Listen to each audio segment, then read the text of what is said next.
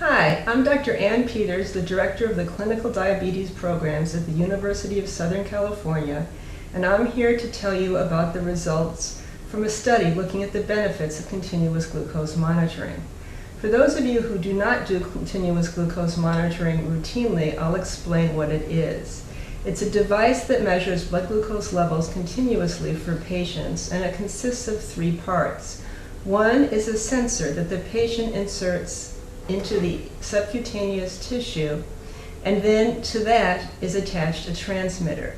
The transmitter sends a signal to a receiver, and the receiver is either an insulin pump or a small pager-like device that gives the patient a continuous sense of what their glucose levels are.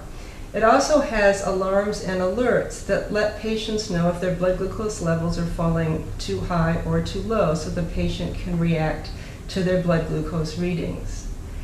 The results of a study on continuous glucose monitoring were presented at the recent European Diabetes meeting. The study is known as the Artificial Pancreas Project and was funded by the JDRF. In this study, they took 322 individuals and randomized them to a control group where they just monitor their blood glucose levels like they always do with finger sticks, or to a continuous glucose monitoring group. These patients ranged in age from kids to adults, and there were basically three groups.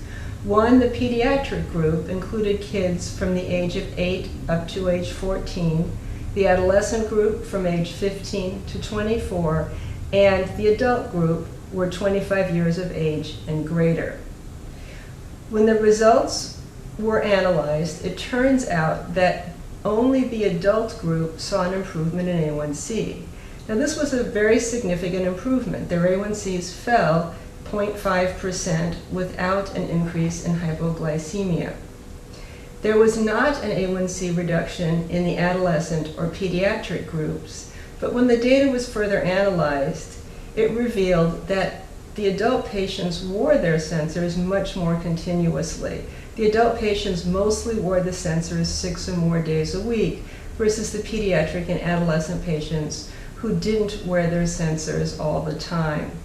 So this seemed to be the big difference in terms of outcomes between the two groups. The study was not powered to look at rates of severe hypoglycemia, although rates in both groups were low. So in summary, continuous glucose monitoring has a real potential to help our patients with type 1 diabetes. To me, a 0.5 reduction in hemoglobin A1C without increasing rates of hypoglycemia is very significant, particularly because these patients were pretty well controlled at baseline.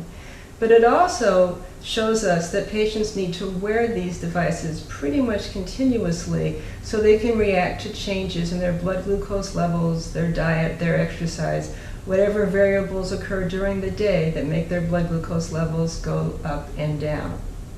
So thank you. This has been Dr. Ann Peters for Medscape.